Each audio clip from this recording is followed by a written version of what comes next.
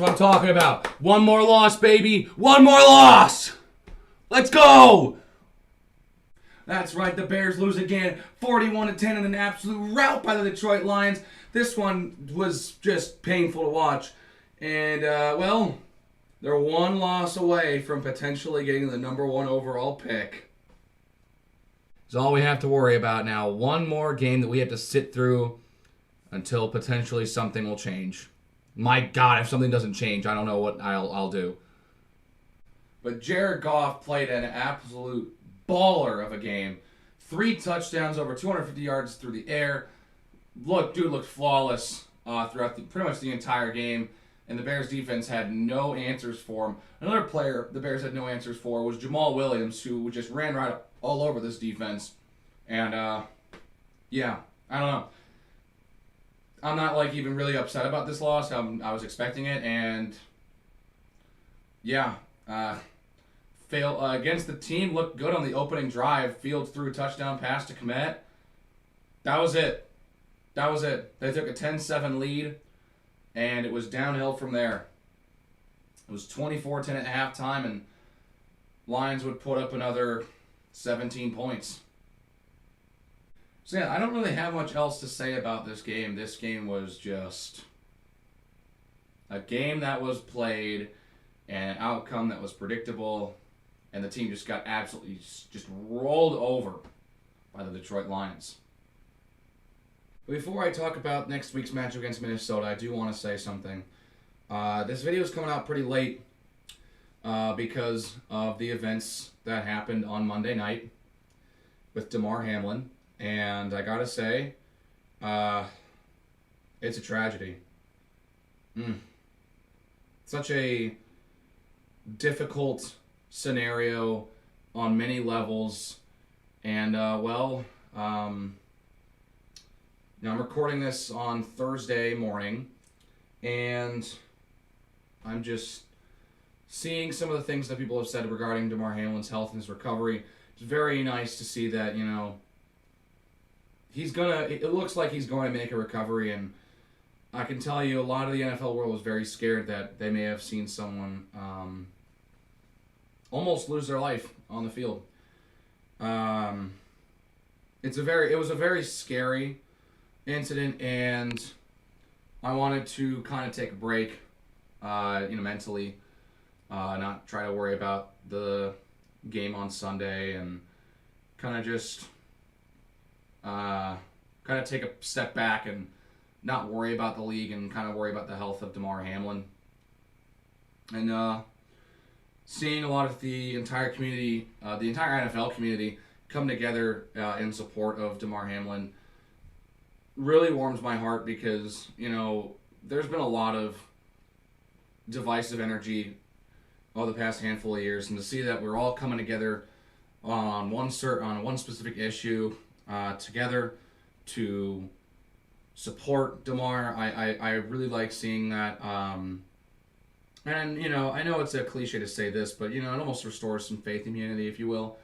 But I just kind of, I don't know, I wasn't feeling on talking really football too much recently. So, yeah, I think knowing that Damar Hamlin is getting better and it looks like he'll make a full recovery, hopefully he doesn't have permanent damage, but hoping that Damar Hamlin makes a recovery regardless. I just want to take a day or two to kind of just put this stuff off, and also just kind of think and kind of reflect about my life as a sports fan and kind of what it means for me, and kind of think about all the things that these athletes give for us, for entertainment. So yeah, I'm super happy to hear that Damar Hamlin's getting better. There's a lot of talk about what will happen for the Bills and the Bengals. That's the other conference. Doesn't really concern me, so I'm not really going to worry about it too much right now. I know, obviously, if you're someone like me who follows the league as a whole, it's a pretty important matchup. But, the NFL is going to make that decision. I don't need to make that decision. I don't really want to make that decision. And so, not my problem about the outcome of the game that was supposed to be played on that Monday night. Anyways, let's lighten up the mood. Anyways, to move on from that somber tone that I was just on, let's talk about Week 18. Let's talk about this weekend against the Vikings.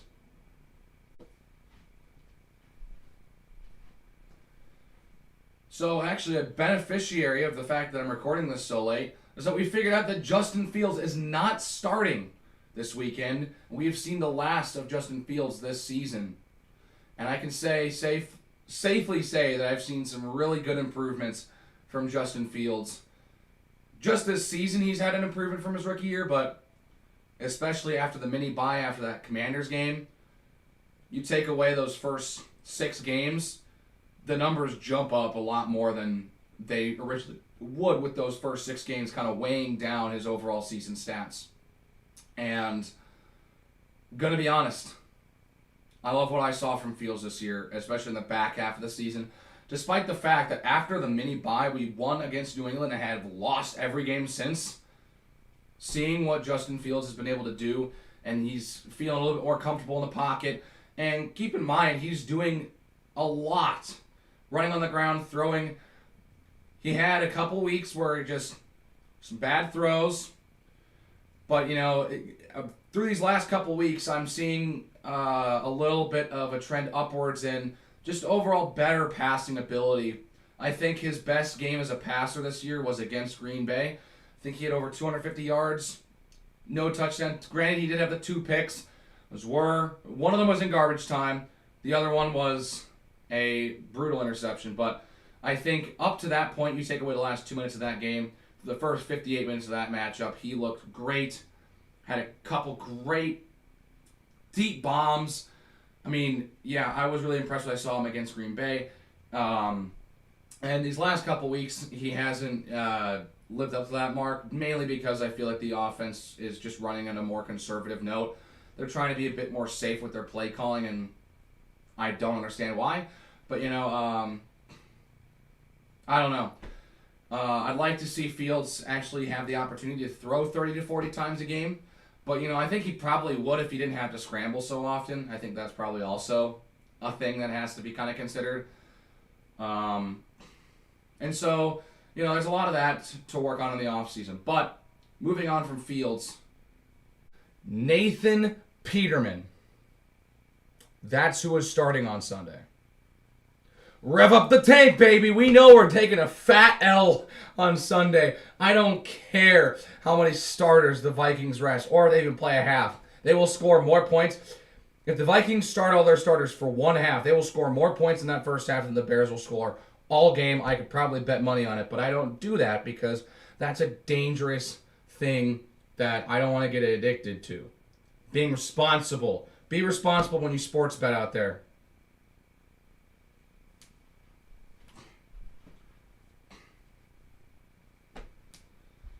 But I'm being honest, Nathan Peterman, not a good quarterback. I know a lot of people see him as a legend for meme status, but, when you're looking at it as a fan and you know that your team has to play him, granted, this is not a meaningful game at all, and this is probably exactly who you want to have starting if we want to lose this game. Dude's got 2 touchdowns to 13 picks. This dude is, historic levels of bad. All he knows how to do is throw interceptions. So, I'd like to see him throw a touchdown, get that, boost that up a little bit. But, I wouldn't be surprised if he throws for 3 picks or more because it's just been bad this season. And he already threw a pick this season in relief of Justin Fields, I believe, against Buffalo. I think that was the one that he came in and threw the pick. I think it was, yes. So, yeah, the team that drafted him intercepted him all the way back in Week 16. Not all the way back. That was just 2 weeks ago. But that aside, Peterman's going to be getting the start. I never thought I would see Nathan Peterman starting a game for the Bears. I'll tell you that much because of how bad he has looked throughout his career. Never thought we would need him. But we need him now more than ever because we need to lose this game. We need to lose this game. Now, let me tell you something. My main focus is not going to be on the Bears this weekend. It isn't. It's going to be on the Texans-Colts matchup, the all-time tank bowl.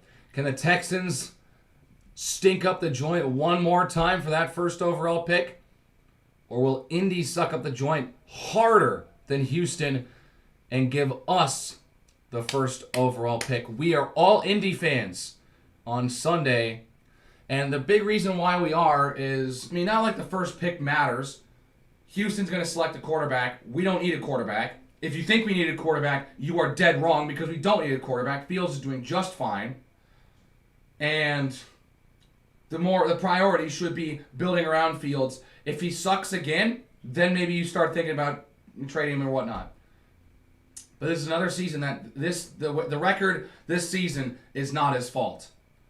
The losses this year most of them are not his fault. So that's my take on that. I think that anyone who thinks that we should trade Fields is stupid, because that's just just by clearly looking at the stats, he's not the problem. And so, well, doesn't matter if we get the first or the second overall pick. Houston's going to take a quarterback. So it doesn't really matter if they get the first overall pick, because we're not going to take a quarterback. So, there's a potential that if we do end up getting the first overall pick, we can shop it a little bit. Trade around, see what other teams want, see if, we want to get, say, an Indy wants to trade for the first overall pick to jump ahead of Houston and select either Bryce Young or C.J. Stroud, whoever Houston was planning on taking.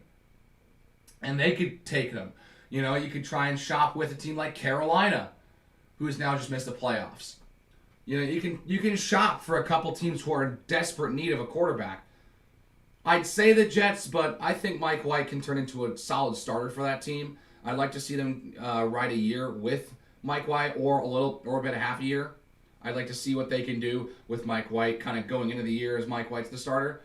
But the Bears could shop that first overall pick and potentially trade back a little bit for, say, 2 first-rounders, which could be really nice to get some young talent in the draft. Gonna be honest. But the Bears have been in a position where they've been trading away first-round picks. This is the year they can gain first-round picks, which is something they probably should need. Because last year they didn't have a first-round pick. They traded away 2 first-round picks to the Raiders when they traded for Khalil Mack. So our 2 most recent first-round picks, Roquan Smith and Justin Fields.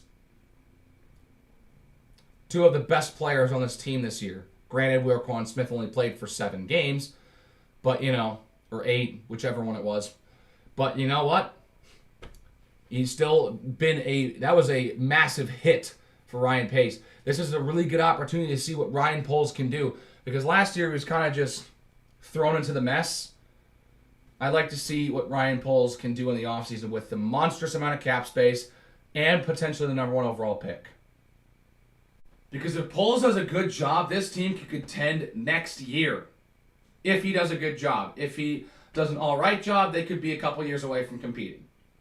But honestly, if Ryan Poles does a really good job shopping and trading and, signing the right players, trading a pick or 2, this team could potentially contend next season. But, that's a bit of a stretch considering how the division all of a sudden went from probably one of the worst divisions in the league to a really tough division looking at it next year. So, despite the Bears improving next season, they very well could finish last in the division again for some reason, which would, of course, right? Of course. So yeah, I'm really looking forward to see what this front office has. Plus, if I'm correct, this is the last year that Ted Phillips is, I believe, the president. I believe that's his position. But that's it. Ted Phillips is done this season. Another person on the top of the food chain in the Bears organization I want to kind of commemorate. Since I'm recording this so late, it's literally just dawned upon me. Today is Virginia McCaskey's 100th birthday. Woo! Woo! What a long life. That is impressive just to get to 100 years old. Anyone who's able to get there, that's a successful life. So happy birthday, Virginia. I know a lot of fans are kind of done with you, if that's to put it lightly. But, you know, Virginia is like the last direct relation to George, to Papa Bear Hallis. So, regardless of how you feel about Virginia right now, we'll all be mourning the day that Virginia McCaskey passes away. And so, happy birthday, Virginia. Happy 100th birthday. It's a long and fruitful life, I'll tell you that much. So, it's been a long, long season. Let's end the season with the franchise's longest losing streak at 10 games. First 10-game losing streak for the Bears coming up on Sunday after the Bears will fall to the Vikings and hopefully snag the number one pick. But honestly, we're in a pretty good position considering that we have a lot of cap space. Now, granted, we're in a pretty good position right now. We could be in an awful position 2 months from now if Ryan Poles makes the wrong moves. So this offseason is a very, very crucial one for this Bears franchise. And if this one doesn't work, this team may be back in the depths of the league for a long time. Which would suck. Would really suck, man. I mean, I've only been following this team for almost a decade now. Dude, they've made the playoffs twice since I have been a Bears fan. No playoff wins. It's been tough. So yeah, one more game. One more game. Gosh.